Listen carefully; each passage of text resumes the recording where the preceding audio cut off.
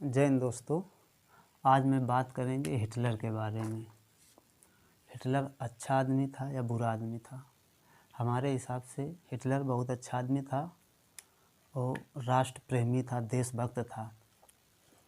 Hitler का जन्म 20 अप्रैल 1889 को ऑस्ट्रिया में लिंज नामक शहर में हुआ। वहीं पर दीक्षा शिक्षा हुई हिटलर की। जब हिटलर 17 वर्ष के हुए तो ये इनकी 17 वर्ष की आयु में इनके पिताजी का देहांत हो गया हिटलर के। तो ये वियना चले गए। जब ये वियना चले गए, वियना में एक कला विद्यालय था। वो चाहते थे कि इसमें हमारा दाखिला हो जाए, लेकिन गए उसमें असफल रहे। जब असफल हो गए, अच्छा, हिटलर को चित्र बनाने में बहुत रुचि थी, तो वहाँ पर जब दाखिला नहीं हुआ तो इन्होंने पोस्ट कार्टून पर चित्र बनाकर उनको बेचने लगे, अपना जीवन यापन करने लगे। जब जीवन यापन करने लगे, और यही दौर था प्रथम विश्व युद्ध का। जब प्रथम विश्व युद्ध हो रहा था तो ये जर्मनी से बहुत प्रभावित थे। जब जर्मनी से बहुत प्रभावित थे तो ये जर्मनी चले गए और सेना ज्वाइन कर ली जर्मनी की। और ये फ्रांस में बहुत अच्छा प्रदर्शन किया, तो इनको बहुत गोल्ड मेडल मिले, सब कुछ मिले, बहुत अच्छा सम्मान किया गया, बड़ी बड़ी पोस्टों में इनको रखा गया। लेकिन युद्ध के दौरान ये घायल हो गए, तो ये अस्पताल में भर्ती थे। जब ये अस्पताल में भर्ती थे तो 1918 में इनको पता चला कि जर्मनी ने सरेंडर कर दिया है। तो इनको बहुत दुख हुआ। जब इनको दुख हुआ तो ये हार का कारण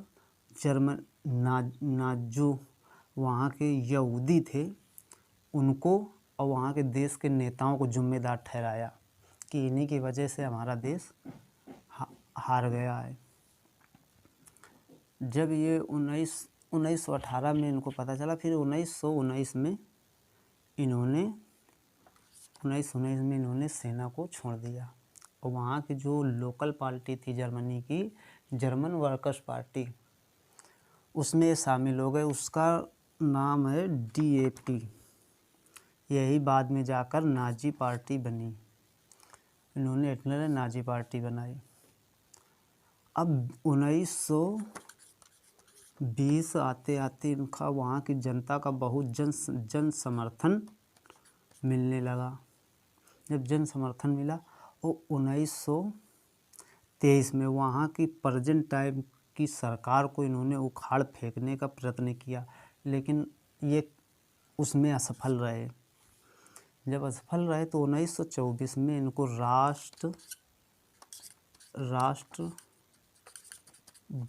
के केस में इनको 5 साल की सज़ा हुई। जब राष्ट्रद्रोह के 5 साल में लेकिन इनको जेल में सिर्फ 13 महीने ही रखा गया। और इन्होंने जेल के अंदर एक मीन कैंप नाम की पुस्तक लिखी, जिसका नाम है मेरा संघर्ष। जब ये 1924 में जेल में थे तो मीन कैंप नाम की एक पुस्तक को लिखा। फिर ये जेल से बाहर छूटे। जेल से बाहर छूटने के बाद जब ये जेल से छूटे तो देखा कि देश में बहुत बेरोजगारी है, भूखमरी है। तो इन्होंने सोचा कि जब तक देश की गद्दी पर नहीं हम आएंगे तब तक देश का कुछ नहीं हो सकता है। तो इन्होंने 1932 में राष्ट्रपति का चुनाव लड़ा। जब 1932 में राष्ट्रपति का चुनाव लड़ा, लेकिन उसमें ये असफल रहे, जीत नहीं पाए। 1932 में चुनाव लड़ने के बाद जब 1933 में वहाँ पर चांसलर के चुनाव हुए, तो चांसलर बनने से इनको कोई रोक नहीं पाया। चांसलर तो बन गए।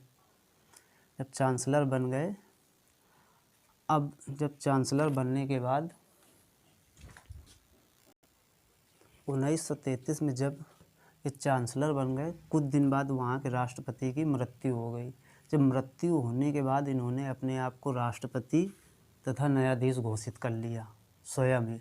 वो जानता था कि जब तक राष्ट्रपति की गद्दी में दूसरा कोई बैठेगा तब तक हम अपनी देश की ज़मीन को छुड़ा नहीं सकते। तो इसीलिए उसने राष्ट्रपति, चांसलर और देश के सर्वोच्च न्यायाधीश अपने आप को घोषित कर लिया और अपनी ज़मीन छुड़ाने के लिए युद्ध करने लगा। जब युद्ध करने लगा, अब इसी में दूसरा विश्व युद्ध भड़क उठा। तो इसने जो अगल बगल जो देश थे जर्मनी के, जब जर्मनी प्रथम विश्व युद्ध में हारा था तो इसके साथ बहुत अन्याय हुआ था।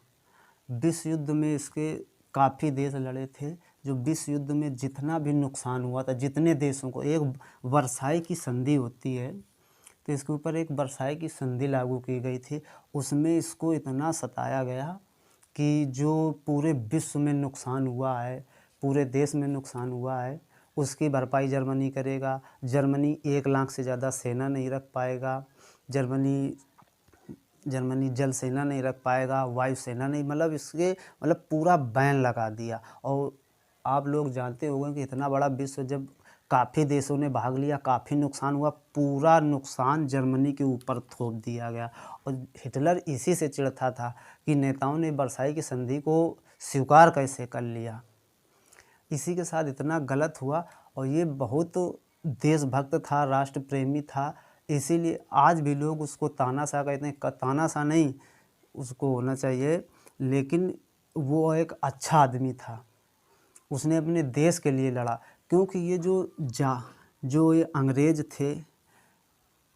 थे, ये विस्तारवादियों नीतियों से बहुत परेशान था। उनसे खिसियाता था विस्तारवादी, जो जैसे वो इंग्लैंड हो गया, इंग्लैंड ब्रिटेन तो एक ही है, ब्रिटेन और फ्रांस, ये पूरे विश्व में राज करते थे। छोटे छोटे देश, जैसे भारत में अंग्रेजों ने राज किया, तो इन नीतियों से परेशान था।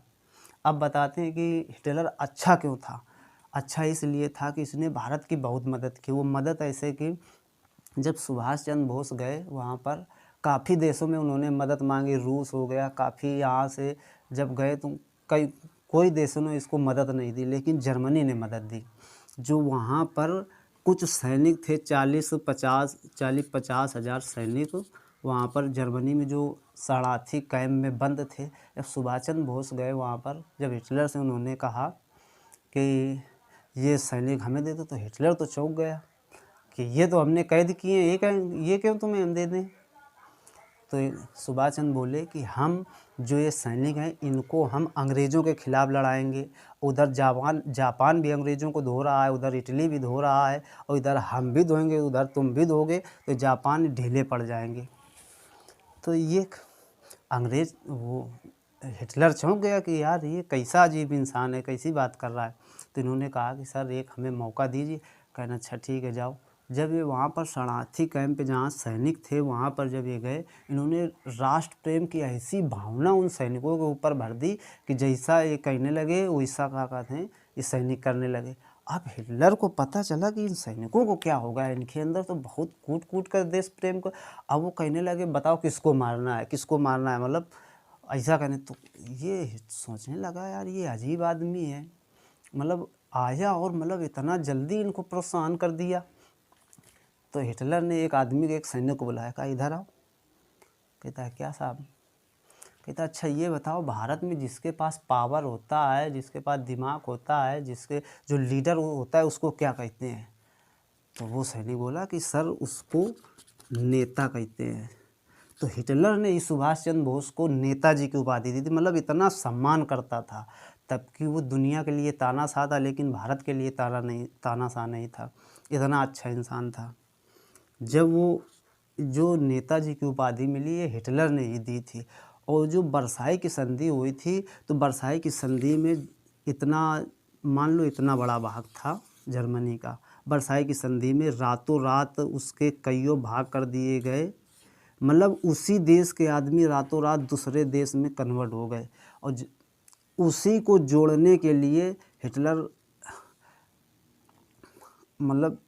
गुप्त सेना बना रहा था कि इनसे अपनी ज़मीन छुड़ाई जाए। हर आदमी का अधिकार है कि अपनी ज़मीन छुड़ाने का। आप लोगों को वीडियो समझ में आया हो तो लाइक करें, सब्सक्राइब करें। जय हिंद दोस्तों। बोलना कौन आया था तो बोल देना पाल साहब आए थे पढ़ाने। जय हिंद दोस्तों।